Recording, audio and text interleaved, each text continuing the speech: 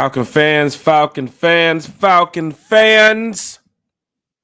And of course, good old Atlanta. I'm sorry, first place Atlanta Falcons fans. You already know what it is. You already know what to do. One time for the fan. You like that? You like that? You like that? You like that? We You like that? that. You like that? You like that? Do you like that? Okay. You like that? Man. Do you like that? Man. One time for the fan, episode 247, Apple Podcast, Spotify Podcast, Amazon Podcast. You like that? Love Terry, it, man. you like that? I love it, bro. Falcon fans, hit that like, share, and subscribe button. D's already in the chat. You like that? You like that, D? Oh my gosh, it's going down in a major way, Falcon fans. Terry? What a game, man. Incredible. What a game. Tag your Falcons friends. Falcon fan. Yes. Tag your Falcons friends. Tell your Falcons family. One time for the fan is live. Breakfast with One Time for the Fan is here. Big shout out to Carrie. Big shout out to Bodie. Bodie 3000. I told Bodie, I said, you can get off the roof. I said, you can get off the roof today, Bodie. You can have the day off today. So you can have the day off. Oh, man. Falcons won. Big win last night at the Benz. T-Will for my ATL Sports. Oh, man. Terry, what the you like that? You like that? You Terry, like how that? you feeling, man? How you feeling, Terry? Let's talk Atlanta Falcons football. Terry, how you feeling, bro? Let me tell you something, man. Incredible. Incredible, Jack. Incredible. There's so much I have to say, but this encapsulates it, right? Last week, we didn't score any touchdowns, and our special teams and defense carried us. This week, our offense carried us 509 yards. Are you kidding me? Tying the game with 1 second left with a 54-yard field goal. Are you kidding me? Getting the ball first in OT and driving and scoring and telling them, don't worry about it. This game's about to be over anyway. Hey, Kadero Harge, check, please. End zone. Let's go. Not check, please. Time to go. Are you kidding me? Falcon fans, you like that? Hey, man. That is what a first place team plays like. Kirk go. Kirk go. Kirk Frost. Kirk go. Waking y'all up early this morning. Breakfast with One Time for the Fan. Terry? Yes, sir. Falcons come in with a big win yesterday in overtime. Man. Benz was rocking. Benz was lit. Man. Thursday night football. What's going on with these primetime games, Terry? Why are we getting so many primetime games? Man, because we deserve it, bro. We deserve it. Because we deserve it. And you know what? Hey, say what you want to about my Falcons, but we sure did pull it out when it mattered most. You know, there were several instances where we could have folded, right? We throw that interception there. Defense says, no, we're not going to do that. We're not going to give you that. You got to earn this, baby. You got to earn this. This is the Benz. We play until the very last second, and that is exactly what they did, man. That is exactly what they did. There's so many times we could have folded, bro. You know what I mean? But we didn't. And that's what I love about this team. And I think that's what's a little different, right? Because I don't care what you say. That performance last night from Kirk and that offense, that was a 2016 performance. Newsflash. That was a 2016 performance. And we haven't even hit our stride yet, guys. But now you see why we were so excited about having Mr. Kirk Cousins. Now you see. And you know what, Jack? You and I were talking about this. He could have thrown for 600 yards. Kirk Cousins possibly could have threw for 600 yards the way he was playing last night. Of course, pulling up the stats here, I believe it was it 42 for 58? I believe it was. 42 for 58, 509 42 yards. for 58, 509 yards, 4 TDs for Kirk last night. And the offense was clicking on all cylinders. For the fans that were counting out Kyle Pitts last week, oh, we got a Kyle Pitts sighting. Remember they used to put like the missing photo on the side of the milk carton on the side, like missing, where is this person? I remember seeing the memes last week at the Kyle Pitts got 3 targets, no catches. Yep. And then fans throughout the week said, it's time for the trade. Remember the Adams talk? Maybe we can package Pitts. Yeah. And then sure enough, first quarter Pitts come out firing. Boom, boom. Pitch came out, did it, man. With Kurt. It came out. What up, DSGB? What up, Telvin Phillips? What up, Dre Harrison? Lisa Shepard, good morning. Chat is live. Chat is lit. What a game. What a game. Terry, what was give me some of the highlights of the game for you, seeing that Kirk Cousins went for 500 plus yards, Matt Ryan having his Ring of Honor moment too as well, the overtime touchdown, the way that we won the game too. Terry, just give me some of your highlights for the game. Highlights for me, number one is that first drive because we had to come out and score, man. It was important. You know what I mean? Tampa Bay is a fire. Look, man, they got a great offense. They're firing on all cylinders. So it was very important that we come out and score and let them know that, hey, man, we can score too. You know what I mean? If this got to be a barn burner, if this got to be a shootout, then it is what it is. Let's go. That was very important. The fact that we hung in there, man. We went for it on fourth down, scored the touchdown, right? That was big because if you don't score it there, you don't tie the game, you know. We got the fumble, and even though we didn't score on it, it still stopped them from scoring at that point. I mean, that was big, you know, that was big. That the drive, man, to come back and clock that ball with 1 second left. First off, let's give Zach Robinson some credit last night. He called big shout out to Zach Robinson. A lot of fans here were counting him out throughout the first couple of weeks with his play calling ability, but yesterday dialing it up against a team like the Bucs, who was in first place. I mean, Terry, just big shot to Zach Robinson, man. But yeah, go ahead, Terry. You got it. His use of motion last night was really because he kept throwing them off. Using. I don't want to say that he used the receivers kind of in a tailback, but it was kind of like they were doing it out of the pistol, and it seemed like it threw the Bucs off a little bit. So that was very creative use of motion. Especially on the fourth down play, catching them off guard where they couldn't even get set.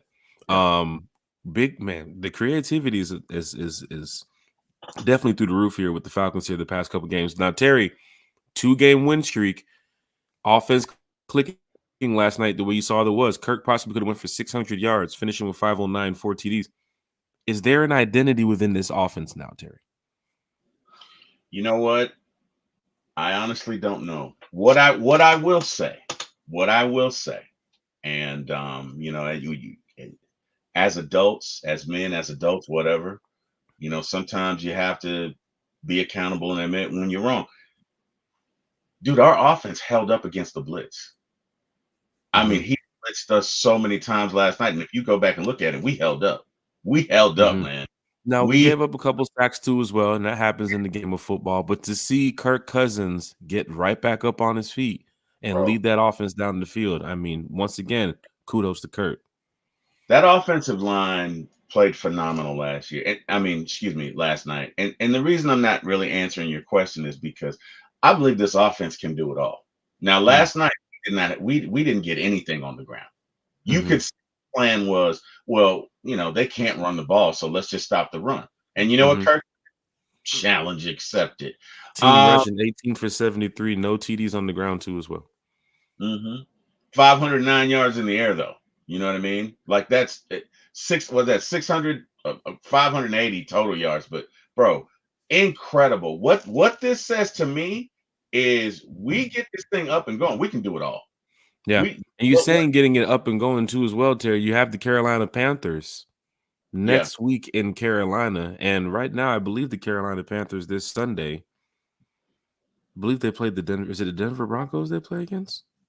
I don't know. I'll go back and check over here. But the Panthers are in a situation where you can see, they play the Bears this Sunday in Chicago.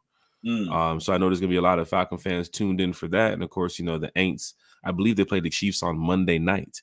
So the Falcons handle business Sunday against the New Orleans Saints and then come back on a short week and handle business against the first place Tampa Bay Buccaneers, which now we hold that spot in first place. The next week, we can really try to start our run of outrunning the South.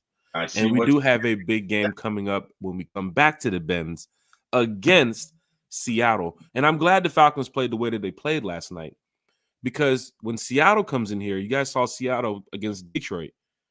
Geno Smith damn near did the same thing Kirk Cousins did, minus the 500 plus yards. He went like 38 of like 50, 55. They throw the ball constantly. So that defense for that Seattle game has to be on edge. But I'm telling you right now, what you saw last night from the Atlanta Falcons, Terry, you mentioned it when the podcast started, felt like a 2016-esque type of feel. It did. With Matt Ryan, the GOAT in the house. It really did. Yeah. With Matt Ryan in the house. How fitting is that, Jack? Like, wow. On Matt Ryan and Kirk broke Matt Ryan's record on Matt Ryan's night. Like, yeah, a lot of record breaking going on this year. Koo with the kick last week, Kirk Cousins this week.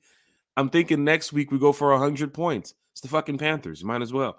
Falcon fans, if you're going to Carolina next week, if you're looking for a way to Carolina, we have a bus trip. The Rise Up Tour has a bus trip. There's only a few seats left on the bus trip. And we have a tailgate in Carolina too as well. So come on out, hang out with the Rise Up Tour fan club, and we are planning something epic. There's a lot of rumors, Terry, as to what the Rise Up Tour is planning in New Orleans. There's a lot of rumors. Well, we're going to go ahead and end them rumors real soon. But yeah, man, it's going down in a major way. Tag your Falcons friends. Tell your Falcons family. Let's wake them up, man. Call your cousins right now and be like, look, one time for the fans live, they talking Falcons football. Share your thoughts. Share your comments right here in the chat about the Atlanta Falcons.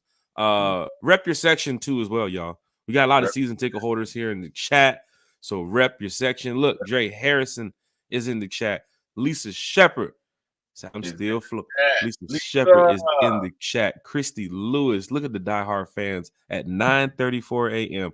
Talk Falcon fans talking Falcons football on a Falcons Friday. This is what it's about too as well. We were supposed to have Chef Matt stop by quickly. He is super busy right now because they have a lot planned of what's getting ready to happen here at the stadium. And of course, Chef Matt was busy from Sunday, Thursday with the Bucs, and then a quick turnaround game. Atlanta United plays their final home game tomorrow. So Chef Matt has to be in there taking care of a lot of stuff for the stadium. So big shout out to Chef Matt. Christy Lewis said it's Falcons Friday, Terry. It is Falcons Friday. I hear you, Miss Christy. Let's go. Auntie Pam doing out there. Carrie, Miss Carrie. Carrie's in the chat. Falcons fam, happy victory Monday. Wait, happy victory Monday.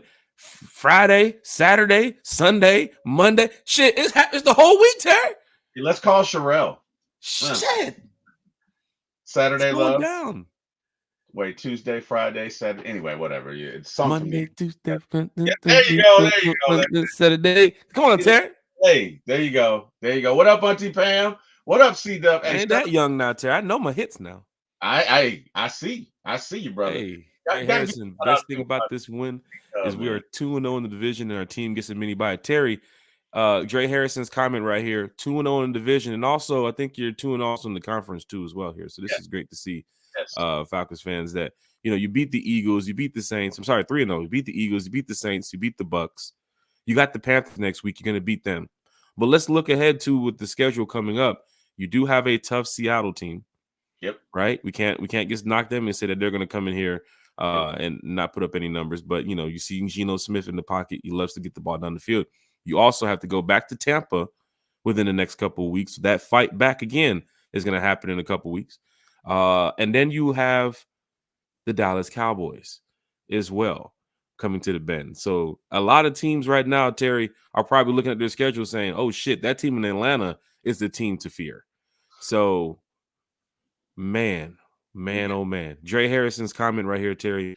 Man, I mean, it's true. Hey, we got to give these folks in the chat some love, man. Yeah, it's going down. Dre Harrison, D.A. Hunter is in the chat too as well. Mateo is in the chat, man. He's throwing up one time for the fan. Big shout out to Michael in the chat. One time in the building. Auntie Pam is in the chat too as well. Good morning, Jack. And Terry and everyone in the chat. What an epic win. Kurt, record-breaking passing 509-yard performance. Big shout out to Kirk Cousins. Hey, I might have to do it too. I got to do it too. Kirk, hey, big shout out to Big Boy from Outcast too, tagging Kurt on Twitter saying you need to come on by and get your grill. You've been cleared to get your grill now. You get your pass. We gave you 5 games. You get your pass now. Well, we talked about this, Terry. The first 4 games of the season, we talked about how tough it's going to be. You have to play the Steelers at home. You have to play the Eagles Monday night in Philly. You got to play the Chiefs back Sunday night at home. You got to play your rivals quickly week 4. Then you got to go play a Thursday night game against the Bucs. 2-2. We talked about it. How fans would felt if you came out of that 4-0, 3-1, 2-2, 1-3, and 0-4. You came away 2-2. Fans were still on edge. Needed to find some identity on offense. Defense was clicking, but we still didn't get the right sacks to put up for the performance that we were playing for on the field. But now, Terry, you go and beat the Saints. You go and beat the Bucs, 2-game winning streak. You're looking ahead at probably the worst team ever in NFL history next week. I mean, come on, Falcon fans. You cannot beat this.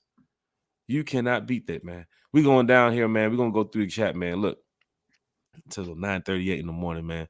What a game. Yeet! C-Dub's in the chat, man. Travis Preston's in the chat, too, as well. Travis, I just accepted your friend request, too, on Facebook, man. Big shout out to Travis Preston. Playboy Trey. Hey, man, let me tell you something, man. The Water Boys? The Water Boys. The Water Boys out here getting it, man. They are getting it, man. They just had a shout out to the Water Boys. I'm talking about content. Man, these boys got it, man. Bro, they just had an interview with what's his name from 929 The Game. Was it Carl Dukes? Yes. Yeah. Yes. Big shout out to the Water Boys, man. Shout out to y'all, man. Shout out. Hey, Auntie Pam said Section 314 was on fire. The entire stadium was on fire. The swag surfing. Kurt even did the swag surf at the end of the game. Kirk Frost is Kirk Frost. Terry, Kirk Frost. There it is. There it is. Lisa Shepard said, no, we get to chill and watch the other teams lose. That is true. DA said, still hype. Thomas Scott from the Rise Up Tour fan club with the win. Just win. 3-0 in the conference. Big shout out to Auntie Pam. This is Trey from the Water Boys Show. Way to get our Friday going, fellas. Go Falcons. Big shout out to the Water Boys here. Talking Falcons football with us. Arnetta's here. Good morning, fellas. I think we're all on a high this morning. Terry, you on a high this morning? Man, I'm so high I can't come down, man. Shit. Oh, bro, let me tell you something. Incredible. And I guess I'm so excited about it because this is typically not a Falcons win, right? There were so many opportunities to drop it, and we just did not give up, man. We just did. That's what I love about this team is 2 things. Number one, they find ways to win because got to be able to win in multiple ways, right? Sometimes your offense may not have it. Guess what? Defense, you got to carry us today. Special teams, you got to carry us today. Sometimes defense. Some would say special teams dropped the ball in this win, Terry. Okay. With the missed kick from Koo, the block kick too as well. The game should never even win in the overtime that some were saying. Well, I mean, Jack, I understand. Look, things are going to go wrong. What is the circumstances that we're under? Go ahead, Terry. Things are going to go wrong. Right. What I love about this team is that, okay, we missed a kick. Okay, we got a block. Guess what? We're going to get the dub anyway, guys. Guess what? When it matters most, our defense is going to bow up. We're going to stop them. They're not even going to be able to kick a field goal. Right. We're going to go down with 1 second left. 1 second left. Right. Which took some, excuse me, cojones to call on that. Wait, what did you say, Terry? I said cojones, sir. Cojones. From way down there. Falcon fans, it took some what, Terry? Some cojones from way down there. Bro. I ain't heard that word since fucking Saved by the Bell days, since I was watching Family Matters. It took some what, Terry? It took some cojones. Bro, let me tell you something. 12 seconds left, Jack. You throw that slant in the middle of the field, and they run out the Michael Thomas slant too as well. Real slant man type slant. Bro. You throw that slant and the clock runs out. Oh my God, totally different conversation. But we get down, and guys, it should not be lost that takes coordination, right? You got to get everybody down there. You got to snap the ball with 1 second left. We get it done. Then Koo comes out, right? We're all delirious. We're about to kick the field goal. Wait a minute. You got a penalty. You got a penalty. Now you got to put his 5 back. The penalty was funny because as you're hearing it and you're looking at it, the ref is standing like on the ball. Yeah. And that's what Raheem was like. What are you doing? Where is the penalty coming from? Right the ref, what are you doing? I was about to say, Bodie, what the fuck are you doing? Get off the field. Get off the field, Bodie. Oh wow. And I was like, that's not Bodie, that's the ref. Whoa, bro. So and to be honest with you, I low key think that was an advantage for Koo. Because I'm noticing whenever Koo misses something, it's under 50. That wasn't an iced moment though, right there. He wasn't really setting up for that kick when the penalty blew. So it wasn't like an iced moment, like a quick timeout type of thing. The referee was on some other shit. I don't know what he was on, bro. I don't know what I looked down there and I said, wait, what's the penalty for? What did we do? Delay of game or something like that. It's like you look down, you look at the replay, it's like, bro, what is the referee doing? This on some damn straight madness shit with the referees just standing right there in the middle of the damn right. The snap. Like a glitch. Like he's gonna slide over there on some goddamn. Yeah. Nah, like, bro. Yeah. Like we're just gonna call a penalty here. That's what yeah. But dude, so and I'm telling you something. I'm saying to myself when he called the penalty, I'm like, oh, that's exactly what we needed. That's gonna put it at 52 yards. Because when Koo kicks the ball, he's kind of got a hook to it. Like there's a natural bend that occurs. You put him over 50, he's money. Yeah. You put it at 52 seconds. Man, he hit that thing right down the middle. Probably could have kicked that thing from 67 yards. I mean, it was right down the middle. Who has been kicking some field goals this year that's looking like he can clear 60? And I don't want to get into it. I don't want to get into a situation where we might have to see that. I don't want to either. But, bro, guess what? That thing last night was money. He nails it right down the middle. Then Grady comes out, and I think they called tails. Or no, when you see the team captains in the middle and you see Grady standing there, that's a moment, Falcon fans, that I keep telling you about why we need to get this Super Bowl. It's players like Grady. It's players like Jake Matthews. There's players on this team that deserve that ring. They've been dogs here in Atlanta for years. For your city, for your team. Yeah. They love Jake Matthews could have left multiple times. Grady Jarrett could have said, you know what, I'm out of here. Yeah.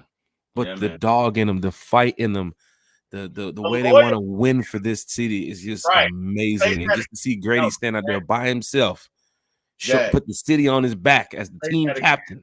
Jack, say that again. I'm telling you, man. These guys, and look, I'm not going. We know what it was. We saw the game. I really want us to win this for Grady. Bro, I got a feeling about this team, man. Bro, I'm telling you, man. I turned to wife last night and said, you might have to get that damn playoff shit ready. Bro. You just might have to get it ready. This team right here is not going to go out without no damn fight. You saw it in Philly. You saw it against Kansas City. You saw it against the Saints. You saw it last night. This team's not going out without a fight. Yeah, like Raheem said, get comfortable being uncomfortable, man. Look. My gosh. Let me tell you something, man. Raheem Morris, man, bro. Tell you, man, this man is the coach to probably lead us. The way he won the Super Bowl in Tampa Bay, the way he almost won the Super Bowl here in Atlanta, the way he went to LA and won the Super Bowl, bro, I'm telling you, man, something is happening here in Atlanta. They believe between now and us possibly, don't know if it's true, possibly hosting the Super Bowl in 2028. There's a Super Bowl coming here in Atlanta. Bro. That feeling you got last night wasn't just a regular season win. It was it's been years that we've been looking for this. Right. And it's not even just the Kirk Cousins performance, the way we won the game. It's been years. Yes. I don't know that. Let me tell you something. I don't know, other than 2016, maybe 98, maybe. I don't know that I've seen a Falcons team that could win in multiple ways like this. And hey, guys, I got more years behind me than I got ahead of me. We talked about the fumble. We haven't even talked about the fumble and the fumble recovery. We haven't even spoken about the defense. We're just giving so much love to the offense right now, bro. The defense helped save the game too. They did a couple of times. They got the fumble back, right? Which, we turned around and gave it right back to them, but it stopped their momentum. Yeah, it stopped their momentum. Yeah. They could have ended up scoring right there. They could have ended up scoring and really put the game out of reach. Correct. We stopped them right there, right? Yeah. Then they come back, they get the interception. They're on the 30? I mean, and what is your thoughts there, Terry? Because we made the stop, throw the interception. Your thoughts now with the Bucs in position to possibly drain the clock, kick a field goal, go up by 6, or go ahead and win the game. Your thoughts, Terry, there? I'm not gonna say they were good. But I mean, I'm a Falcon for life, Mhm, so I'm in the fight. But I mean, you got to admit, it looked pretty bleak at that point, right? They mhm. get the interception, and I'm looking at it like, all right, guys, we got 3 timeouts. Let's just stop them. You know what I mean? Fans just started walking out, Terry. Right. Worst case scenario, let's just hold them to a field goal, and then at least we got a shot.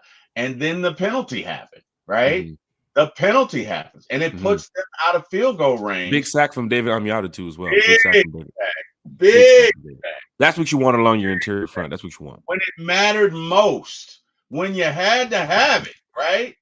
When you had to have it, because sometimes it's about timing. You can get a sack in the first half, that means nothing, but when you needed it, Mhm. right?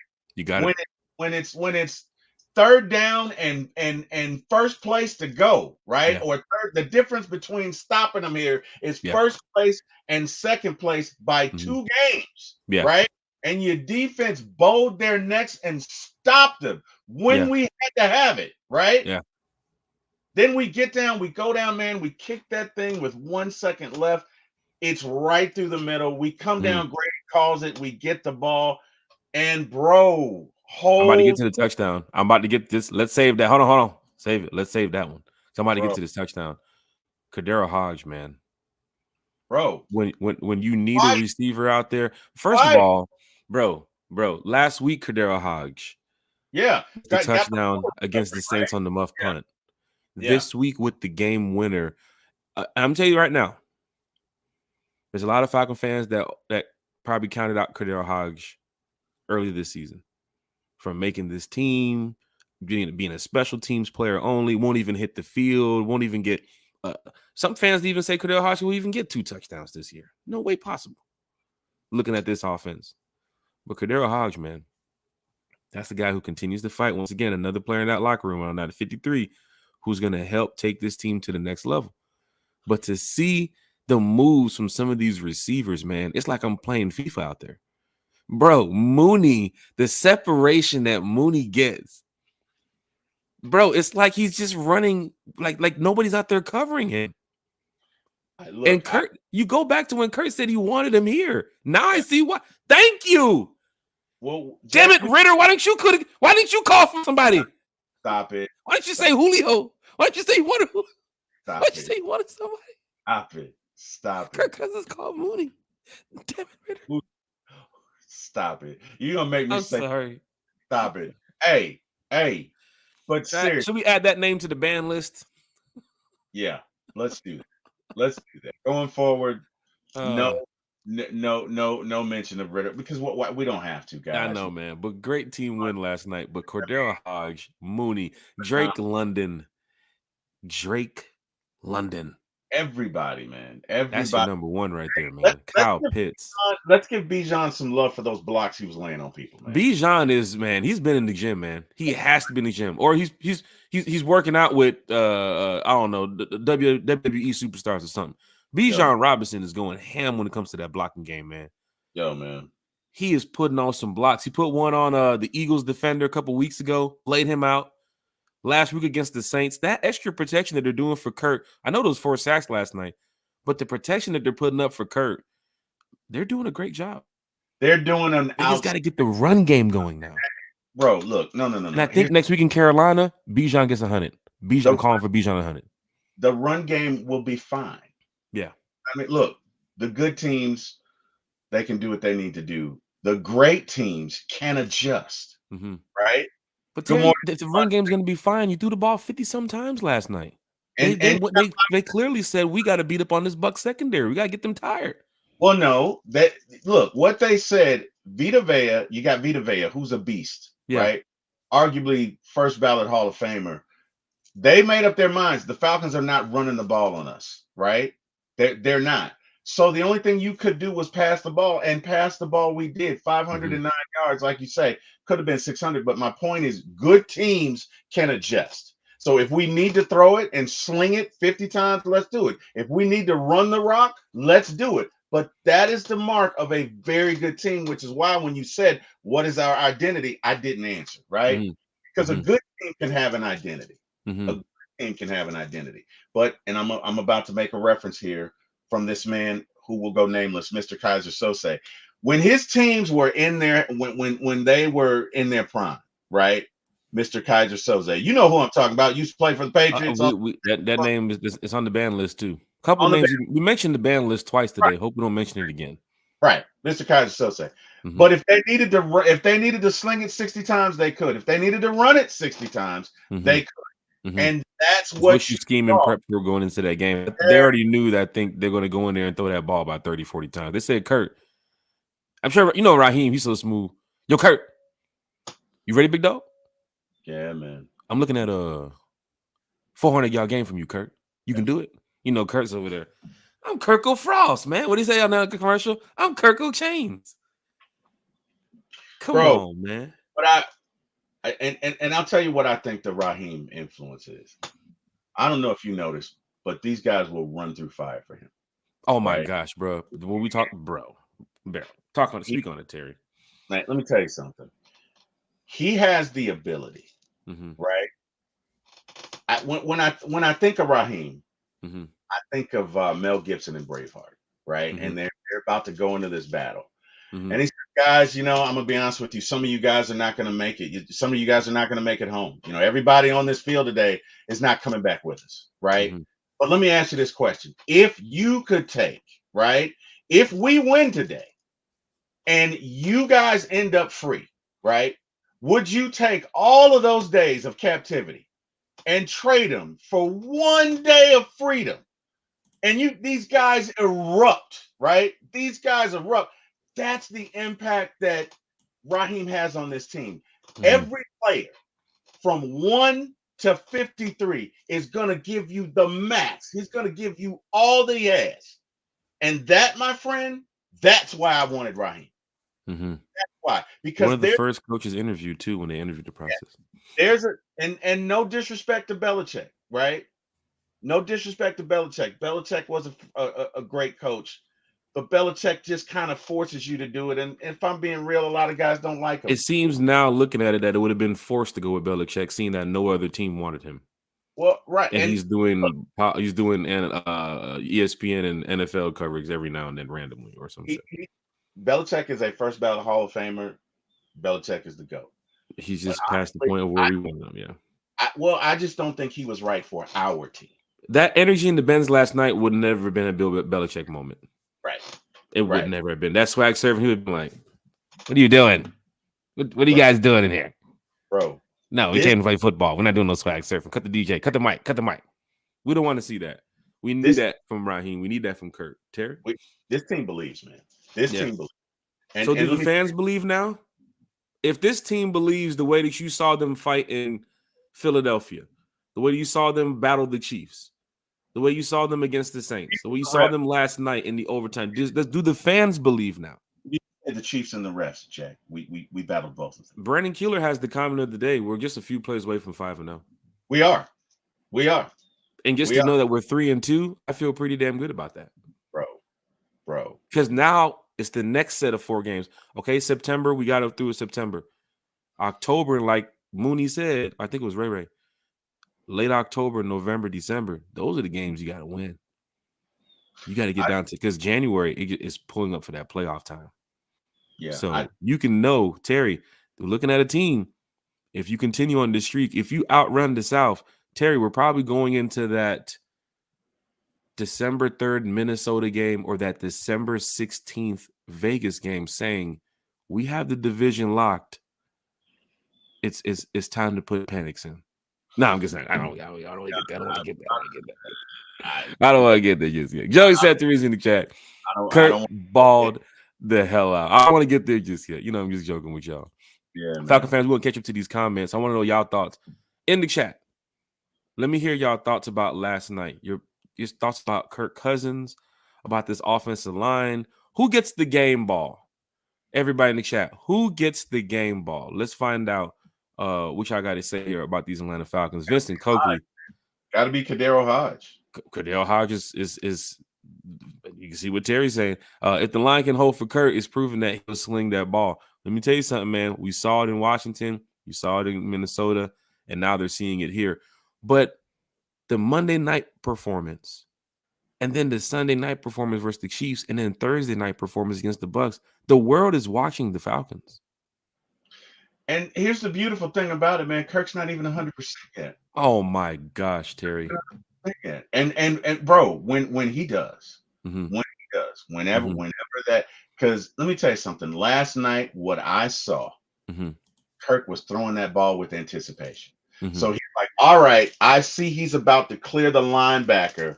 Let me go ahead and throw it. And that thing is out there. And that's why these guys were running so wide open when they got because they're going with anticipation. Yeah, and the target finder that they was using on, I think it was ESPN to show where Kurt was getting the ball to. He was getting Kyle Pitts and like, got you, Drake London. As soon as he turns, the coordination between the quarterback and the receiver was on point last night. You saw it against the Saints. You're seeing it against teams that have defenses where fans are like, bro, no way in hell we can put up 500 yards in these guys. Bro, yes. Right. You saw it against the Saints where it's like, no way in hell we can go score for score with these guys the way they've been playing the first 2 weeks of the season. Yeah. No, we did. And now you have to go play the worst team in the NFL. I was going to say the Jacksonville Jaguars, but he's not in our friendly Jaguars fan, for some strange reason, is not in the fucking chat anymore. Wow. Shots fired. Once again, come on. Our friend, the Jaguars fan, Mr. Jarnell, this shout out goes to you, sir. And I know Jarnell. We good friends. But where are you at, sir? I don't even know if the Jaguars still have a team right now. Wow. They're talking. Y'all getting ready to build a new stadium for what? Wow. For that? Oh, Jack. For that? Jack. All right, back to the NFC. Falcon fans. Hey, I got like, share, and subscribe button. No. What I do? Unnecessary roughness on Jack. Picking on a little puppy. You're a puppy killer, Jack. That's not nice. They're in the NFL. Puppies. They're in the NFL. They're a B league. They're like the B team, Jack. They have folding chairs in their 100 level. Like you can like domino. You can just fold them and pick them up like card chair. Like you sit around the table playing spades. 15-yard penalty on Jack. I didn't tell y'all about that. When me, Scott, Terry, and a couple others went to the Georgia-Florida game a couple years ago, and we was right there in the just the premier section, I guess it was, or they're the club level, and they had folding chairs. I could pick the chair up and walk away. I was like, bro, how much you pay for these seats? Why is it a folding chair here? Like I was sitting here at a high school football game. Oh wow! I'm like about the family reunion. I was doing like this and moving my chair. What is going on here? I don't want to do that when I walk into a stadium. It's going down in the major way. Travis Preston, Larry Sams, Carlo Wiggins is in the chat. That 4th and 15 with the interception had me hot. It had me hot too. But I looked up and I said, damn, we still got 3 timeouts. Yeah. We can win this game. We make those stops. This is where it comes to that fan where, other NFL fans say, I don't want to hear it from that guy. This is what the fan turns around and say, hey, y'all, if we make a stop and use our timeouts, maybe, with a penalty, we can push them out of field goal range. And then the fans are like, oh, shut up, man. The game's over. He can do a pick. Game's over. I had fans texting me after the pick. What? What? Every moment, Terry, especially last night, every second just starts to change how you feel. Yeah. One moment it's the interception, then it's the fumble, then it's the penalty, then you get the ball back, then you sit the spike at 1 second. Everybody's waiting for the kick, the coin toss, the touchdown, the beer throwing. Bro, it's like, what the just happened? Kirk swag surfing. Kirk is swag surfing. And let me tell you something. There's some people on NFL Network. Oh, they're on the Falcons. They're on the Falcon hype train. I'm telling you, this week you're gonna see some videos coming probably from NFL Network about Kirk Cousins and the Falcons. Because there's some people that do believe. Terry, I think the word of the day might be not only cojones, but believe. I think some people believe in this team. Remember what Dan Orlovsky was talking about? Now Dan Orlovsky can walk into work today and say, you like that? Stephen A., you like that? Oh, man. I want to see what Stephen A. has to say about that. I do too. You know what I mean? Because he's a hater. So I'm very interested to see what he has to say. He's probably going to be like, "Oh, Tampa shouldn't have done this, and they shouldn't have done this, and blah blah blah blah blah, and whatever." Look, Stephen A., you don't have to believe. You can bitch and moan about us all the way to the Super Bowl. We don't care. We don't need your support. So Like this if show. you're watching Good Morning Football now, they're showing it, Terry. I'm sure you got your TV up. Yep.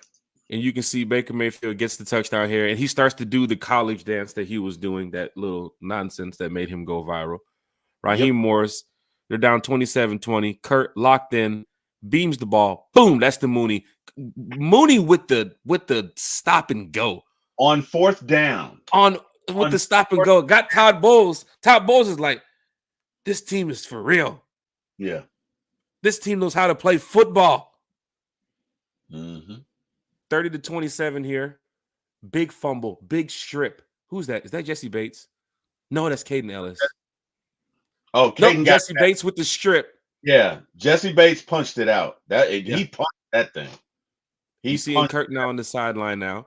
Kirk now steps back, shotgun formation, looking down the field. Great protection. Finds a wide open Mooney.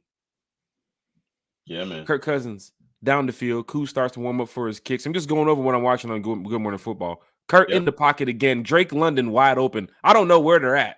I don't know where this defense is at, but they're not there. The Bucs get out the way. Now, here's the thing about – damn, I wish I want to pause this. I'm going to pause this.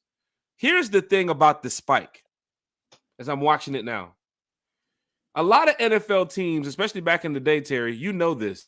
When that ball is on the ground, they're not getting you up. You're not getting off the ground so easily, especially in a situation where they know how many timeouts you have and why you're going for the spike. So, Drake London now, he makes the catch. As he makes the catch, the Buccaneers, I'm going to show it right here. Boom. Drake London, bam, catch, hits the ground. Everybody gets up and moves away from Drake. I'm looking at it right now. 1, 2, 3, 4, 5 people standing over Drake. Nobody's touching him. I think back in the day, they would have tried to go for the ball or do something or try to make something happen. Yeah. Where the team cannot line up quickly. Now the Falcons are in a scram. It's 6 seconds left. Pitts is up there. Nuzil's up there.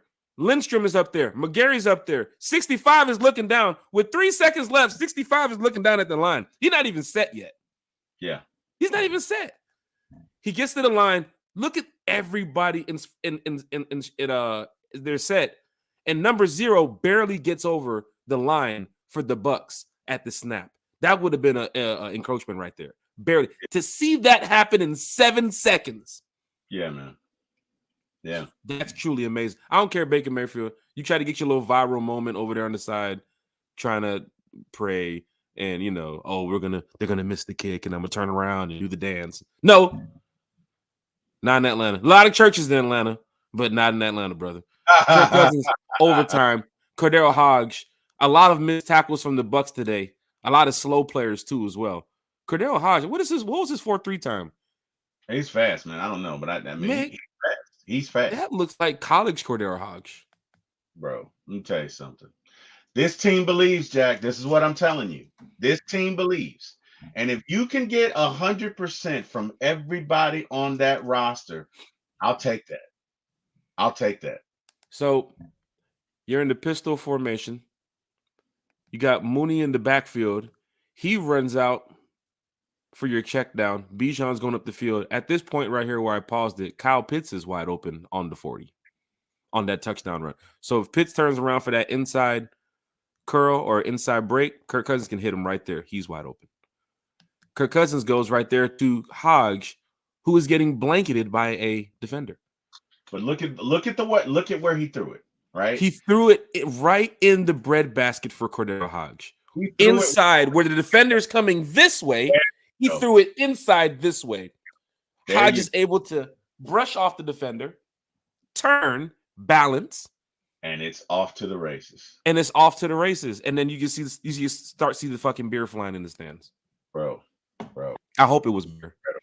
Yeah, we hope it was beer. But either way, bro, first off, that sequence incredible. Because again, when you look at that throw, Kirk puts it where only Cordero can catch, right? Mm-hmm. And what happens is As the defender is going for the ball, Kadero catches it and simultaneously turns. Now that he turns, the defender has no leverage. Ike So Hilliard is what you're saying? Okay, whatever you yeah. Because Mooney had the touchdown too on the same shit where it looked like he's going down, turns. Yep, you're right. I think he had that a couple times. I think he's done and that he's to the house. Remember the Philly one? Yeah. Catch, turn, brush out the defender. Hey, we're gonna do a damn front flip. Gotta they got time to do it. They got time to do front flips. Gotta do it, man. This offense is clicking. 42 for 58, 509. Bro. Are we putting is Kirk getting ready to be talked about, Terry, in the MVP race? No, I don't think they're early in the season. I don't think they're going to do it yet. What who's pundits will do? Some of them will do is they'll say, well, the Bucs didn't have this guy, and they didn't have Antoine Winfield, and they didn't have this guy, and that's a totally different, and that's fine. At this point, we don't need their buy-in because we have our buy-in. Mm-hmm. We have our buy-in. Right? It seems like our buy-in is way more solid than what they're saying right now because the fans believe way harder than what these journalists are saying. We don't need them. We don't need again. Jack, I think you and I talked about this 4 or 5 months ago. If the enemy within, right, is at bay, if we can put the enemy within to rest, the enemy outside stands no chance. Well, we just beat the enemy on Sunday, and we beat the other enemy this week too as well. Yesterday. Bro, let me tell you something. Phenomenal. Yeah. He puts that ball where only Hodge can catch it. Hodge turned the defender at this point because he's going for the ball. He has no balance. So when he goes to make that tackle, again, Hodge pivots, rolls off of him. He's off to the races. One thing I'm seeing on what you're saying here, Terry, because I'm watching the play again, he's trying to bat the ball down instead of trying to make the tackle on Cordell. Right. So when Cordell catches the ball, dude is already off balance because he tried to bat it down. He just went over Cordell because Cordell was in the way. Right. He has so Cordell was like, fuck it off me. What are you doing? Right. Oh, snap. Right. And one of those moments. But it's the awareness of Cordell Hodge too as well. Yes. Of this team, of what Ike Hilliard and his coaching staff and Jerry Gray and these guys, what they got them believing in. Because let me tell you something. I don't know if it's Kirk or not, but I ain't see the wide receivers in the past couple of years move like this, bro. Yeah. Like, this is a whole new offense, bro. He went up and got that ball, man. Mooney, bro, the touchdown from Mooney going up to get it was like, bro, people was looking around like, Mooney? And he had 2 defenders on him. 2. Bro, Terry, is it possible that we're gonna see multiple people in Atlanta here with 1,000-yard seasons? Terry, could you see 2 or more people here in Atlanta with 1,000-yard season? Very much so. Okay. Very much so. I think Drake gets 1,000. Look. I think Mooney hits 1,000. And I'm just gonna call it early, man. I think Jack Spade gets 1,000 too. Hell, I'm about to go sign with the Falcons. Throw me the goddamn ball. Kirk Cousins throwing 509 yards. Throw me the ball. Let's go, man. Jack Spade 2024. Let's go. Look, Dave is in the chat. Falcon fans, let's head to the chat, see what y'all saying. Chris Tyler, we needed this. Well, matter of fact, we'll put this comment up here. We needed this performance because defenders are planning to load the box to stop Bijan and pressure Kirk. Not anymore, except the run game to make improve drastically because of this game's being on film. Hey, big shout out to Chris Tyler in the chat. Big shout out to Ghost Peppers in the chat too as well. 2-0 the division, 3-0 the conference. Not a bad start. Get a W next week. Go 3-0 in the division. It will be in a good position. Hey, big shout out to Ghost Peppers in the chat. Nando said Jack and Ritter. Tough times, man. Tough times. I hate to go back into the past to try to help the present. Vita, boy, he barely got back over that line too as well. I'm watching that snap. Third party action. I hate watching people walking out of the Falcons when they thought it was over, then became a fan again when we was tied. It was a straight Miami Heat moment after the interception to see some of the fans get up and say, you know what? Not this year. Not doing this. Calling my rep in the morning. And then get outside the stadium and say, wait, we just tied the game? Wait, we're going to overtime? Hey, can we get back in? Security. No re-entry. Hey, walk outside those gates. No re-entry. Yeah. That's why sometimes when you leave Falcon fans in moments like that, go stand on the patio area where that big Falcon statue is, by gate 2. Go stand over there. They got the TVs on. You can hear the game, but you don't have to leave the go outside the security gates. Right. Because now there were fans that walked outside the security gates. What's up, Terry? You can't even get back in. Shit. There were fans that walked out the security gates and said, I need to get back in there. We just kicked the field goal to tie the game. Wait, we got the ball. And security was like, bro, it's 11:45 at night. Go home. Can't even get back in. You can't even get back in. You ain't even got no ticket. It's going down in a major way. Tim Harrison said, to all the fans that got up and left when they thought that the game was over, it's never over. You have to believe. Rise up. Good to see Falcon fans in the chat at 10 in the morning talking Falcons football. A lot of West Coast fans here in the chat too as well. 7 in the morning talking Falcons football. Hal Poole said London gets the game ball. He balled out. Who gets the game ball? Who gets the game ball? Jonte Rozier's in the chat. I'm giving it to the whole team. The whole team gets it. Hey, just like Arthur Smith last year, offensive line gets a beer. The whole team gets a beer. Hey, man, I can dig it. That's great when you can say the whole team gets the game ball. That was a game team. That was a team performance, what you saw last night. Yeah. That's what you saw. It wasn't just one player. It wasn't just Kurt with the 509. It was the defense too as well, making the stops that he didn't make. Because Baker was bakering last night. Mm-hmm. He does this stuff where it's like he's getting ready to pass, and it's like, oh, quick run, gotta go. I see a hole. And it's like that's college Baker. Mm-hmm. He's one of those quarterbacks like we got to play in 2 weeks. Geno Smith. Mm-hmm. Those quarterbacks who had their shot, lost their shot, and got their shot again. And now they're making something. Andy Dalton, Sam Darnold. Yeah. That's crazy how the NFL is just flipping to where some of those quarterbacks who had their shot is starting to get their shot again, revamp themselves, and they're actually pretty decent. Who was it? Because Baker wasn't bad last night. The coach from Minnesota, whatever his name is, but he Flores? Said, no. The head coach. Oh, the head coach, yeah. Offensive guy raised in the whole tree under what's his name out of LA? Can never remember his name, but anyway, and no disrespect to him, I just have a bad memory. But he said that so many times organizations fail players just like players fail organizations. So sometimes, and where you see that, and no disrespect to our next opponent, but you see that with the Panthers, because there have been at least two. Baker was with the Panthers and he left. Thank you, Debo Vibes. Kevin O'Connell. Baker was with the Panthers and he left. Sam Darnold was with the Panthers and he left, and he's doing well.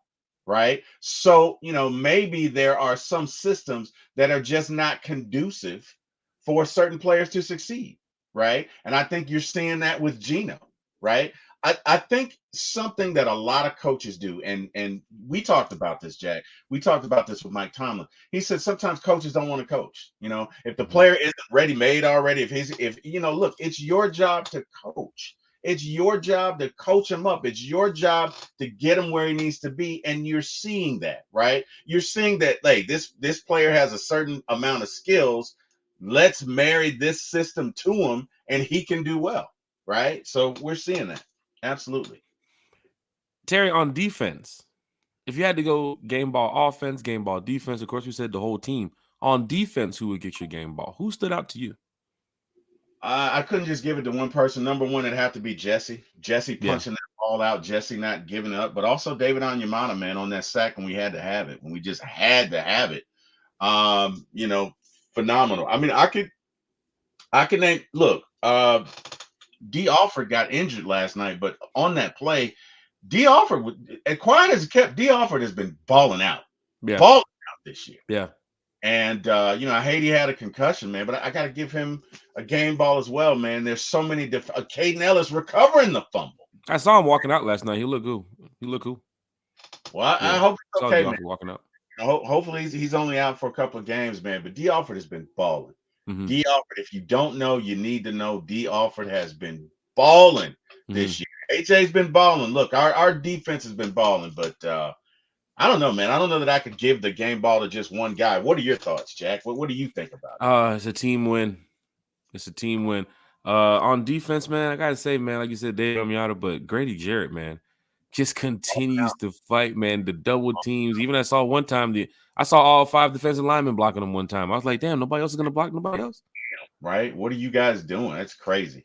But the moment of just seeing, Cordell Hodge get his shine too as well, because, Drake London, Mooney, Ray. I mean, a lot of these guys, man, even last year when Hodge was on the team, they went like past couple of seasons, he wasn't eating like that.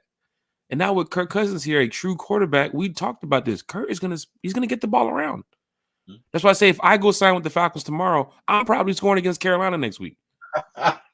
Because we got Kirk Cousins as quarterback. And then I have a feeling the way you're playing like this, you're going to see some Casey Washington too. Yeah. It's going to happen really soon. You're going to see some Jace McClendon too. If the running game can't get going with the two running backs right now, and I know we're 3-2, and I know that might be, our setback is not getting the running game going right now. But I see next week that we can turn things around. And of course, the next couple of weeks, we don't know how the scheme is going to play out. But I think we're going to get the run game going soon. But I'd like to see Jace get in there too as well. And I'd like to see Casey Washington get in there too as well. But yeah, Grady Jarrett, outside of David and Jesse Bates, I would say he gets my game ball on defense. Offense, Mooney, then man. Gotta be Mooney. Mooney is, but I tell you what, big shout out to the Falcons for going to get Mooney. Yeah. Big shout out to the Falcons for that. The whole time, Mooney was the most open, like of the measurables last year.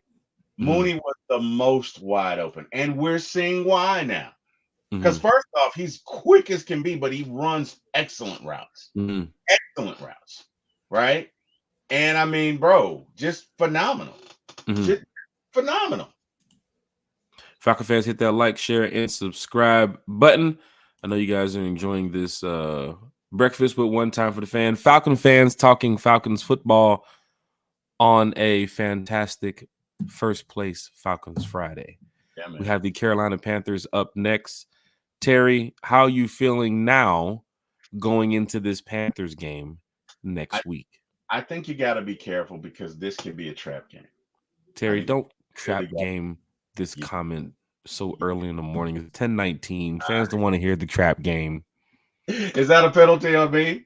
I'm using the Chargers as the trap game. My trap game this year is the Chargers, and probably the way they've been playing, I have to say, damn, I can't even say the Vikings. Some of these teams they're decent.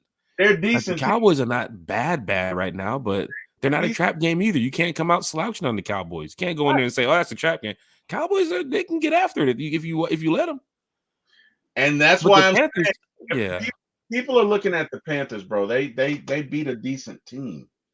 People are looking at. I forget who did they win? Who did they beat? They beat the Raiders. Oh, they beat the Raiders. No, okay. I'm not giving it. No, not that Raiders team. I didn't expect them to win at all. Is what I'm saying. Like they went from looking like a JUCO. Oh yeah, right. To beating the Raiders, bro. I'm just saying you can easily get caught looking ahead, right? I define a trap game as a game is where you're like, we got this. Yeah. And you can easily get caught, and so the thing is, we just have to stay disciplined. Any team can beat you. Like you say, those guys get paid too. Any team can beat you on any given Sunday. So, in my humble opinion, we got to be disciplined. That's a trap. You have to go in there like, look, man, let's go. We gotta beat up on these guys the same way we beat up on everybody else. We can't take it for granted that this is going to be a win. Let's go. You know what I mean? And I think we will. I think Raheem will have those guys ready to play. I don't think it'll be an issue. I'm just saying this is the good thing about it, and what I'm happy about is that you have 10 days to soak in this victory, right? So hopefully by Saturday, definitely Sunday, it's out of your system, and now you get to work. And let's focus on the Panthers. Let's focus on kicking the door down like a banshee and unleashing the pain. You know what I mean? Like with anybody else. Let's go. But yeah, my thoughts. So it's going down, man, in a major way. I'm feeling good. The other day, against the Saints, when we had our podcast the following day, I was sitting there saying, "Man, what a win over your rivals!" Right, Terry? Like, what a way to go in there and win at home. Because they robbed us the last time we had a home game against the Chiefs, and then the Steelers game. You know how that was. But to win at home in front of your fans, in a situation where, remember, Terry, it was a minute left to go in the game. And you set up, got the kick, won the game, 58-yarder. Then you come back on a short week against the Buccaneers, and you get another win. Falcon fans are, man, y'all should be flying those flags around right now. You should be walking around with your Falcons gear on right now. Show other fan bases that are here in this city why you believe in this team. I continue telling us, when I went to Philly a couple weeks ago, those fans were wearing Eagles gear, Phillies gear, Flyers gear, 76ers gear, right? When you go to New Orleans, you know what you're going to see? Saints gear. Not going to see too much Pelicans gear, but Saints gear everywhere. We got to see that for Atlanta. Falcon fans said, you got to win to get me to buy in. You got to win. Well, we're winning. And because we're winning now, that should be for you, Falcon fans, to put on your gear, get out there, and rep these birds. I think we have is that a special guest? No way. Live from the garage is Bodie. Bodie! Yo. Can y'all hear Bodie, me? did you put Bodie, everything all right? Did you put the ladder back? Remember, it's on the shelf behind the bikes. You know what? I never heard anybody talk so much stuff about doing yard work. You know, it just makes you feel better about your job, doesn't it, Jack? Oh, Is that what it is? Oh, wow. It's all right, man. You know, putting up them damn satellite dishes, I know it's hard, bro. I know it's hard. Bodie 3000 is here, ladies and gentlemen, on One Time for the Fan, talking Falcons football with us. Bodie, it's good to hear from you, my brother. I know you're out there on the grind, getting that money. Man, Bodie, what a win last night. How are you feeling with everything you got going on, and how you feeling about these Falcons, Bodie? And I mean, you know, we used to couldn't win these games. Yeah. It was hard. Yep. And we expected to lose them a little bit. You know, we wanted a fan in us like, hey, we got a chance. But deep down, we knew we expected to lose these games. But now we know they're winnable. Now we know we can beat you on defense. We can beat you on special teams. We can beat you in the offense now. It's pretty solidified. We are dangerous. And if we get all three of them going at the same time, the league better watch out. So I'm happy. I'm excited. And I just wanted to state that, you know, Falcons are coming. Who the F is next? It seems like the Carolina Panthers is next, Bodie. How you feel getting ready for that Panther-Falcons game next week? Who? No, I ain't gonna lie. I wanted to disrespect the Panthers, but they actually trying to turn their season around. I respect that. I respect what they're doing. And it's not gonna be easy going to Carolina. It's a division rival. One, they're never easy, no matter how trash the team is. Two, they actually look decent. At least, you know, they're throwing the ball. They're doing stuff. So we'll see. We'll see. I'm ready for them. Bodie, I know you're here talking Falcons football with us, so I got to ask some questions to you, man. It's like an interview here. What do you think the strengths are with the Falcons, and what do you think are some of the weaknesses are with the Falcons, even at 3-2, sitting at first place? Our strengths are. I'll start with the weaknesses first. Our weaknesses is ourselves. We outthink ourselves too much sometimes. I think the offense. I think Zach Robinson was outthinking himself. He was really trying to be conservative. He was doing too much without even doing too much. He was trying to run the ball. He was being really predictable. This time we just came out with the mindset of throwing it because we knew Bijan was hurt. And you know, we just was throwing it. That's the thing. I think the weakness is, we outthink ourselves. We mess ourselves up because we got all the talent in the world, all the everything lines up. Our strengths is, I mean, need I say more? Ourselves, like our strength is ourselves too. Once we're clicking on all cylinders, you know, like I said before, we can't be stopped. You know, we can't be stopped. We got the running back. We can run the ball. Contrary to what people might believe, I heard people saying that Bijan's overrated and shit. Well, I can tell you this: that he was hurt. They were limiting him. It wasn't last week when he didn't get that many carries, and this week it wasn't a coincidence. Right? They were limiting him. Okay, so you know they can dead that now. We can run the ball. We can pass the ball. We can shut you out. We can get turnovers. Only thing I wish we did, okay, I go back to weaknesses. I guess pass rush could be better because we're lower in the pass rush. We are. That's just a fact. Yeah, we got Judon, but and Grady, but we're lower, and we got to do better there. But we can't beat ourselves. So I think we're in good shape though. Hey, Falcon fans, Bodie 3000 is here talking Falcons football with us. One time for the fan, T Will, big shout out to T Will. Carrie, big shout out to Carrie. And also big shout out to Big Low Country Sports. That's Superman chat. Oh, we get those now?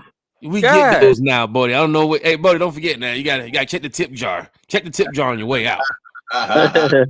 Hey, man, let me tell you something. Big shout out to all the Falcon fans that's been supporting One Time for the Fans since day one.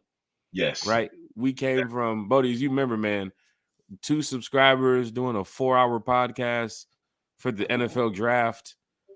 You know, 12 hours for that whole weekend. I'm pretty sure that first show we were talking to ourselves for most of that time. But I know where we are now. We are at a spot where a lot of Falcon fans know that One Time for the Fan is from the fan, it's for the fan.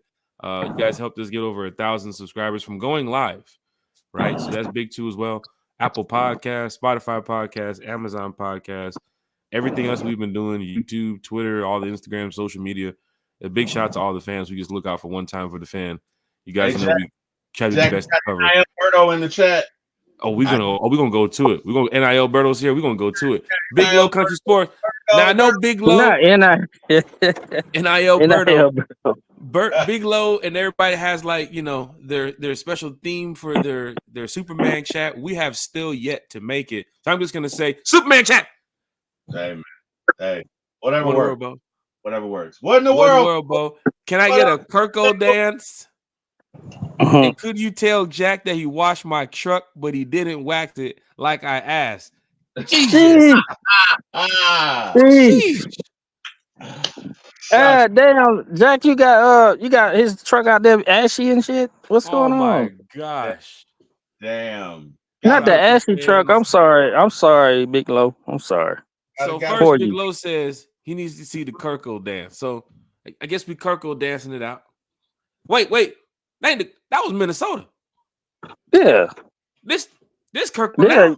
There you go. Yeah, I was about to say. This Kirko now. Oh my gosh. Now when it comes to the truck now, I told you, country, you know, you can't.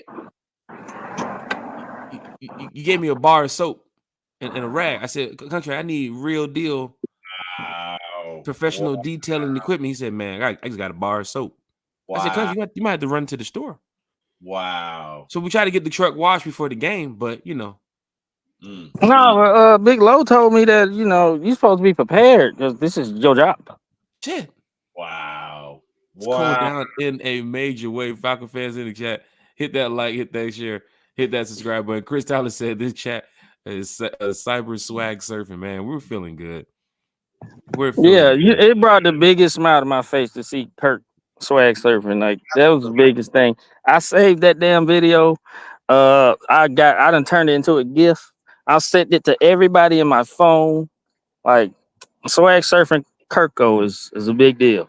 It's going down in a major way, man. NIO Berto, 95 North Falcons Talk Show is in the chat. A lot of content creators are here in the chat talking Falcons football. Good morning to everybody too as well. Kirktober.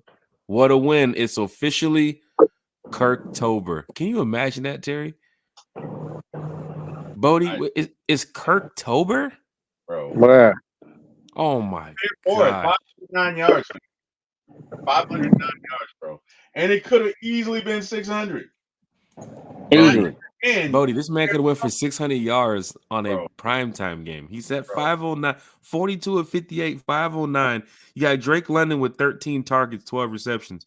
Mooney with 16 targets, 9 receptions. The biggest drop of the game was Mooney wide open. That Yes. probably The could have led to crazy thing- another 40, 50 yards. Yes. Yeah, and the crazy thing is, I wasn't mad at Mooney. I know a lot of folks was like, they turned their back on him. Like, oh, he almost lost us the game. They don't realize that Mooney is the reason we was in the goddamn game in the first place. Yeah.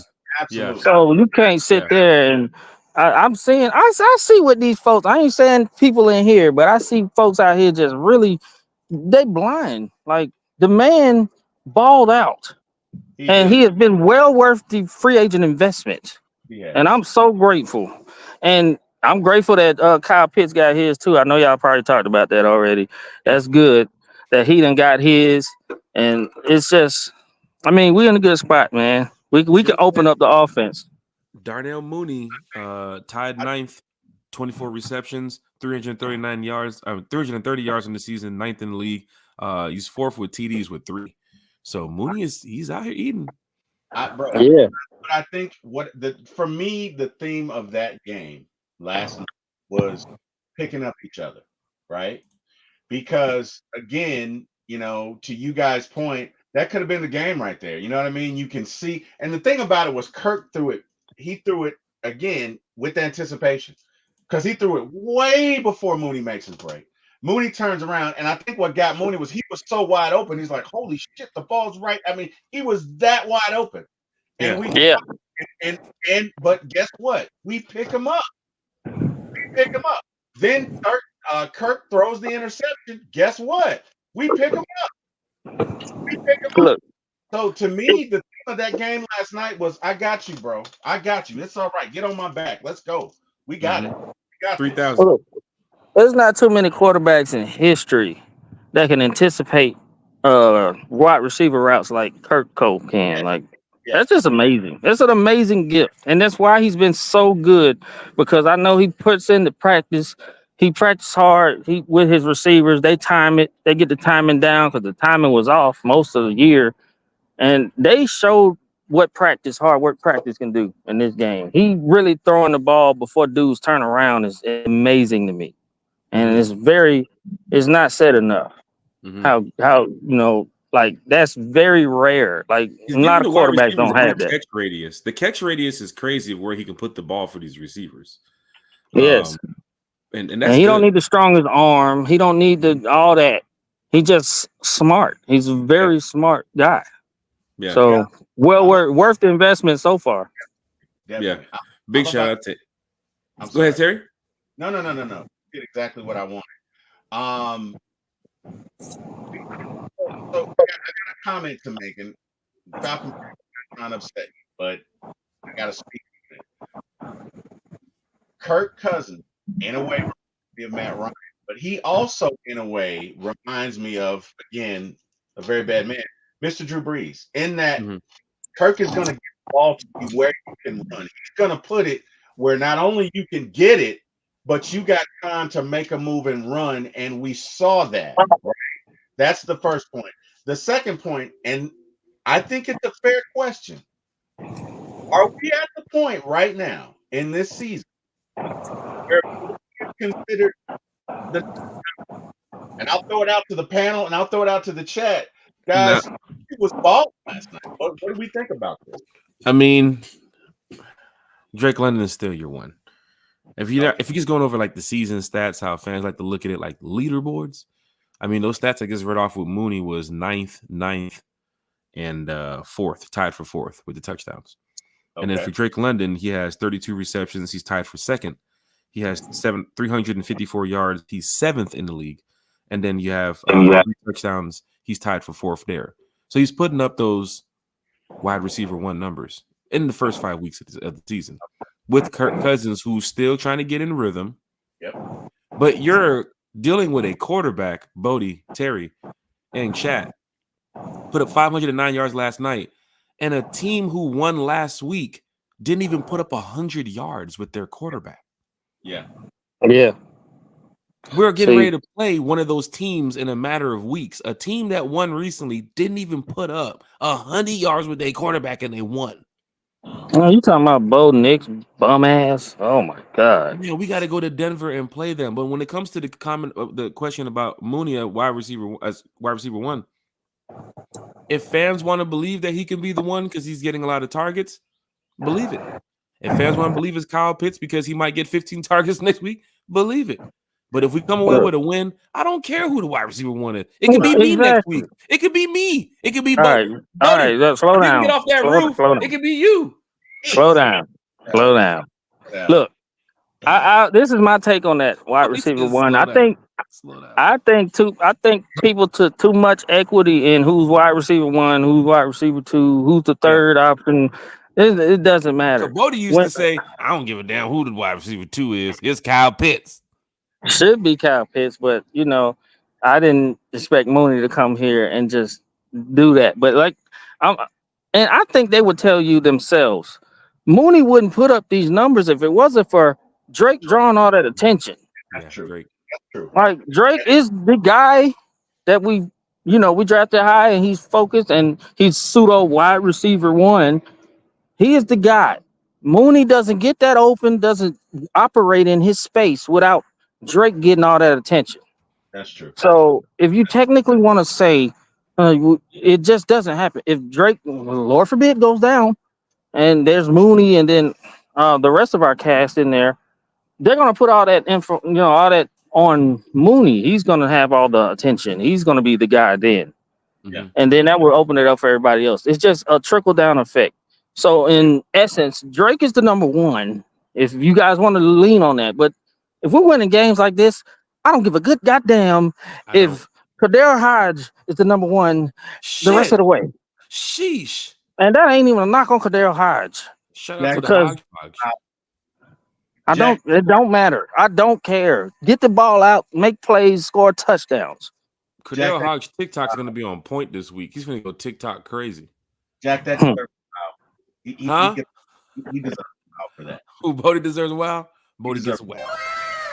Is that a good wow or a bad wow? Like, I'm just being real.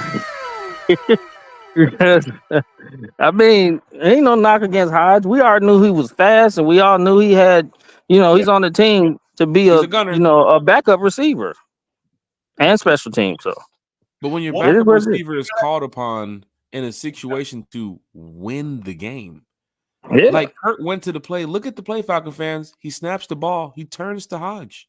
The play is to you. That's going to the huddle and say, "Pitch to Johnny. Pitch to Johnny. You can't pitch to Johnny. I'm Johnny." Look, I don't know if the play was. I don't know if they went in. I don't know if they went in and it's like, okay, we're gonna draw this up for you, Hodge. I wouldn't say that. They didn't. That's where you go to your offense on Madden. You go to say player, and you pick the player you want to get the targeted route to. They went to Hodge. Yeah, they did. It could have been a situation where his first read wasn't there. It could have been a situation where Hodge was the guy.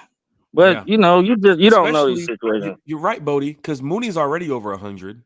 London's over 100. They're probably like, look, the coach is finna come over here and cover this guy too in a minute. So you got to go to somebody who's open. So you're not expecting a Hodge. That's why it could have been at that moment, could have been a Charlie Morton. You would never expect a Charlie to catch the ball if he would have ran a route because he's so used to blocking. Everybody else is eating. Here comes Charlie. That's why now I think, Terry, maybe you can get, a couple other players involved more. That's why I want to see Casey Washington get out there on the field, right? I want to see Jace McClendon get out there on the field. I think the offense is clicking in a way where it's like, okay, now we can eat. Or they might wait till after that Seattle Bucs game and say, okay, we have a good lead on the South. We look like we can win this division. Now we start bringing in our role players. It ain't time to experiment yet. No, I feel you, Bodie. I feel you. And that's the thing. And they brought in Rook because we had that experience before. Rook, he's a second round pick, so they're like, all right, looking like we need to try to get him out there. He's damn near a first round pick, so he's being inactive, not because he's playing bad or whatever. It's just because we're that damn deep on the D line. So it's just like Rook is a little bully last night too, as well, man. He had some pressure rates. I think that was pretty decent. I have to see what PFF said about him, but he has some good. I know one thing: don't have Bijan with a hurt shoulder and a sore hammy block Vita Vea any fucking Oh more. my I don't. gosh. Please, good Lord, have I'm mercy. glad Jesus you mentioned that as Christ we getting ready to above. wrap up the podcast. Because if you would have said it when we started it would have had to take a couple minutes to talk about that. Yeah. But then again, as a running back, he's like, this is my moment.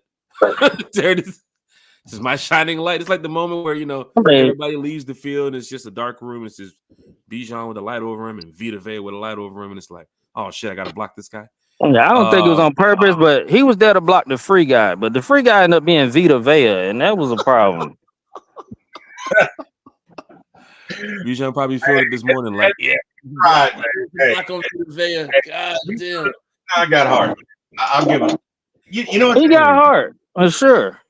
He definitely got hard. You got hard to do that. Yeah, you see 350 pounds coming at you. Hey, guys. This team believes. Hey, Bijan has cojones. The word of the day, cojones. So, no, but in all seriousness, man, look, you could cut this ball up 32 ways. I got to give it to Bijan because even though he wasn't running at his best, he sure blocked. Yeah, he aided against, Vea. But everybody else, when you look at that protection, Bijan was, hey, man, he was nabbing those robbers, man. Guys that's coming in, he's picking it up. So you got to give it to him. And then the other thing that supports the theory of I got you, bro, is whenever Cadero came in, and he came in twice to replace Drake, he caught 2 balls, right? He caught 2 balls. Yeah. He became the number 1 on the field. He did. And then, of course, so to speak. The second time. Hey, look, I'm with Bodie, man. I felt like Mooney would eat in this offense because to Bodie's point, Kyle and Drake are going to draw so much up. Yeah. As the way he runs his route, like at some point, somebody's going to have to grow a brain and be like, yeah, we can't do that. Yeah. We're going to have to give him some love too, which means now Drake and Kyle are going to eat some more. And that's the beauty of having excellent, competent receivers. You really can't double anybody, right? Mm-hmm. We talked about, at the inception of the season. Who are you going to double? Who are you going to double? Yeah, I mean, you remember when the Vikings had Thielen and they had Jay Jettas and Thielen, and they was going back and forth. Thielen was balling, like that was a thing. Like, and it's because everybody was on the first receiver. Like, it's a big deal, and there's a reason why Cousins wanted Mooney there. He wanted options, so he can read the field so good. That there's gonna be somebody open as long as you get that man time, which they did a wonderful, masterful job of giving him time. Yeah, he took a couple sacks, but when you throw it 50 to 60 damn times, you drop back at least 60 times. You ain't gonna be perfect every time, but you get that man some time to throw the ball. He is cerebral. He is cerebral. He is. Sheesh. He's surgical. He really like he was on First Take there for a minute there, boy. They're about to say to Stephen A. Calm down there. Like, you've been watching a little bit of Inside the NBA, man. You ready for the Hawks season?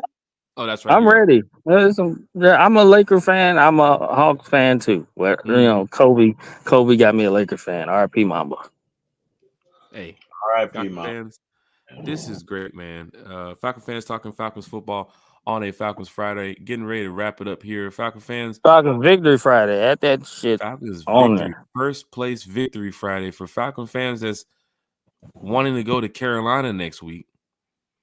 We got the information up here for y'all. The bus is almost full, y'all. The bus is almost full heading to Carolina. The Rise Up Tour Fan Club again. Making sure fans can have a good time on the road. Bus trip, kind of like a party bus style, heading up to Charlotte. Big shout out to Georgia Coach Lines too as well. Y'all do a great job. Look, Jack, they said last time they rode the bus and the wheels were dirty. Like the wheels on the bus was dirty. Like what happened? The wheels on the bus was dirty. Dirty. We need to do better. Gosh. There was a lot of complaints in that little box. They had a little box where you write on the little card and drop it in the black box. Well, I say, Jack didn't clean the wheels right. Well, that's where you're supposed to drop the tips. Bus trip to Carolina, $100. It's a day trip, y'all. We're going there. We're coming back. And there is no game ticket included. Same like the fans that went out to Alabama for the Georgia Alabama game. Y'all had a great time. So I'm glad y'all can see how the Rise Up Tour fan club does with these bus trips.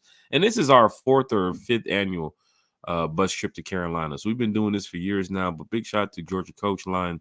So if you want to be a part of it, right here at the bottom of the screen, the riseuptourfanclub.com/Carolina. And of course, when you get to Carolina now, if you're there on the bus or if you're driving up beforehand, or if you're going to be out there Friday, Saturday still, pull up Sunday because we have a tailgate too as well in Carolina. Now, the location will be posted for the members that have their passes. So you'll definitely be hearing about it coming up really soon. So for Falcon fans, get your tickets for the tailgate. Get your tickets for the tailgate, $40 per person next week Sunday. And right now, let me see here. Hey, yeah, Siri. big shout out to Jack's Bubble Scrub Detailing too. Like that. Shit. That's a great business. Yeah, y'all did a great job. Oh wow! Yeah, I mean, you didn't get them bugs off the front of my car that good, but you know, you did damn good. So Jack's for Bubble Scrub Detail. So for Falcon fans heading to Charlotte, if you want to be a part of the tailgate, you see it's $40 per person. We have the bus trip for $100. And right now, looking at the weather, it is 79 degrees next week in Charlotte. You guys seen in the past, it's been pouring rain when the Falcons go up there to play. So it's 79, looking around like 80, probably 81 next week for the game. So that means Falcon fans, we got a beautiful day to play some football. A beautiful day to go 3-0 in the division next week. 3-game win streak next week. Continue this outrunning the South momentum next week. You can see it right there on the screen now. For fans that were asking, hey, I don't want to pay for the tailgate, but I want to come by, hang out with you all. It's perfectly fine. We're gonna have some music out there. We're gonna be enjoying the first place Atlanta Falcons on the road to play Carolina. Big shout out to everybody that wants to go on these road trips. You guys saw we have Young Jock and Pastor Troy. Big shout out to Jock. Talked to Jock yesterday too as well. We got Jock and Pastor Troy showing up, pulling up to the party in Vegas. It's going down in a major way, man. I'm talking about we want to make sure fans are enjoying this season. So yes, the Rise Up Tour fan club is doing it big. We want to make sure you guys can join the fun too as well. So for all the Falcon fans heading to Charlotte, got the bus trip that you guys saw right there. Information at the bottom of the flyer. And of course, we have the tailgate too as well that you all can see on the screen. And of course, we'll be back Sunday night to talk more Falcons football. And we'll talk about the Tampa trip because we're heading down to Tampa for my birthday, y'all. And we got another bus trip. And we got a nice little party planned too as well. So Falcon fans, hope you all are having a good time here today. Damn, Terry, what a show, man. This has been great, man. When the Falcons win, I can tell you, man, the turn-up is real. It's real, brother. Hey, I just heard from Chris A1 Moore, my guy. He was like, hey, man, I didn't go to sleep till 4 a.m. this morning. Hey, let me tell you something. He's right. He's right. I got home about close to 1 and some change. And then Terry, the club across the street was jumping. Oh, yeah. Oh, you already know the club was jumping across the street. I can imagine. They were still open? Bro, Sunday, I don't know if you heard about it. Sunday, the fire marshal came and put everybody out. It was too crowded. Damn. The fire marshal came and put everybody out. The rooftop and the floor. Put everybody out. Y'all got to go. Saints fans I thought first. you put them out because they was getting mud on your floor. Shit. That's tough. Nah, man, I've been hearing these jokes you've been saying about me. I'm coming for you, brother. Oh, I told you it was going. Hey, man, Bodie repeats. Watch this one, Terry. Hey, put your camera on. Put your camera on. Oh, is that a challenge? Don't do it. Hey, y'all, nah, man. Wait, what was that? Man. I didn't hear that. What was that? Nah, but is Boo Man with you? Nah. Wow. Hey, look, man, it's going down in a major way. We do have some special guests coming back to the podcast. We just been chilling the past couple podcasts, right? Yeah. We know we love bringing special guests, and the chat loves it. But we just been hanging out. Me, Terry, Carrie, Bodie. But it's time to bring some more people back here to the podcast. We can talk some Falcons. These first place Falcons got a lot of people talking. So we want to find out what people have to say here about our Dirty Birds. Bodie 3000, man. Terry, Carrie, once again, one time for the fan. We're gonna do the best we can. Home games, away games, to make sure you all enjoy the content. Yeah. T Will, Bodie, shout outs, man. Let's go ahead and get up out of here now. Hey man, let me go ahead and let Bodie go first, as it is always a pleasure. I love podcasting with him, and you know what? You and Bodie started this, so I'm gonna give the man his respect. Bodie, go ahead, sir. Bodie there? Bodie, where you at, man? Yeah, I'm here. Yeah, I was just getting some stuff together. Anyway, I appreciate that. I appreciate you taking the baton, Terry. Let's shout you out right now. You've been good. You've been a great revelation for the podcast. You've been not as boring as Jack. You've been holding the show up, and oh wow. and you've been great, man. So shout out to you, man. You've been doing great work. And just keep doing what you're doing. I appreciate that. Giovanni's in the chat with, what is this? What? 23. Man, bro, I can't even. You know what? Hey. Oh, bro. Sound good, don't it? Hey, he was typing it. He's like, hey, this shit, they gonna love this one. Hey, Giovanni, meet us back here next week and let's have the same conversation. Hey, we're gonna give Giovanni some grace because that franchise been through a lot. Giovanni, he thought it's raining. I just said the weather is 79 next week in Carolina. You think it's raining? We're gonna give him. You think it's Mariota back there? We're gonna give him some grace, man. We're gonna give him some grace. But no, Bodie, go ahead with your shout out, brother. Go ahead. Do you think? Yeah, man. Shout out to everybody who believe. Some folks it's hard to believe when we've had a certain reputation these past couple of years of not winning these type of games. So, we've seen that Kirkos came back 2 times already this year before that. So we believe. I believe. It was hard to believe with a Ritter back there or Mariota, but I believed. I wanted to believe, but it is what it is. We're here now. So shout out to everybody who kept with it, kept believing. I'm gonna keep it short and sweet. Man, just shout out to you, Jack. You all right. I ain't gonna make a joke right now. Hey, you look like one right now, so it's fine. I'll have to do it. Yeah, and that's it, man. Just rise up to everybody, man. Have a good Friday. It's gonna be a good weekend. A lot of football. NBA come back today. It's a great weekend. So yeah, rise up. It is, man. It's a great weekend, man. Also, beautiful weather for Bodie to finish that roof. Live picture from Bodie on the roof. Oh wow! Trying to get everything taken care of. That's why he won't turn his camera on. We ain't gonna share that. But my bad, Bodie. Dang, you want to Google something? That's crazy. They said don't share pictures of you on the job. But I the next time we podcast, Jack, it's coming. You know what? It's coming. Hey man, Bodie said he's like, I'm coming for you, man. It's coming. I heard you've been talking shit. Just know, Jack, it's coming. And Bodie, that's all him. I had nothing to do with that, sir. I don't want. Look, this was impromptu. Wait till I'm actually prepared. I'm roasting this guy and I'm not even prepared. Just imagine. Whew. One of these days, I'm gonna get on the show from the start, from the rooter to the tutor, and I'm gonna fire him up. Yo, this is great. This is what it's about, Falcon fans. Look, we're all laughing. We're having a good time. We're in first place. How many teams can say that right now? Hey, where's the Jaguars fan? Let's interview you next. No. He went into hiding. They are ass. They might be worse than the Panthers right now. They suck. Today he talking about some we on Bama now. Oh, you on Bama now? Oh, you on Bama now? No, go get that stinking ass Trevor Lawrence jersey and lug it around and hope he signed it. And he'd look at you and be like, "Nah, we losing. I don't want to sign nothing right now because they the worst team in the league right now." Bodie at 0-4. This is the funny thing about it. And this is like, why are you guys talking about the Jags? Because there's a Jags fan in our chat who randomly shows up, friend of mine, and he'll start bashing the Falcons. Before the season started, he was going ham on the Falcons. Yep. Yeah. They're 0-9 right now. They haven't even played the next 5 games. They're 0-9 right now. And he hasn't even shown up to the chat.